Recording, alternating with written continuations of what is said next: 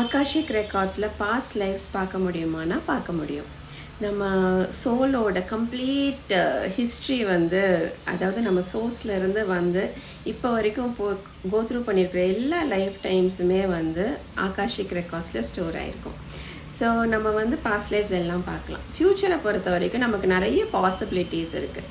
So நம்ம grow ஆகிட்டே இருக்கோம், சேஞ்ச் ஆகிட்டே இருக்கோங்கிறப்போ நமக்கு பாசிபிலிட்டிஸும் சேஞ்ச் ஆகிட்டே இருக்கும். நமக்கு எந்த ஃப்யூச்சர் பாசிபிலிட்டி வேணாலும் நம்ம டேப் இன் பண்ணலாம். இது எல்லாத்துக்கும் வந்து நம்ம ஆஸ் அ சோல் வந்து நம்ம க்ரோ ஆகிறதுக்கு ரெடியாக இருக்கணும்.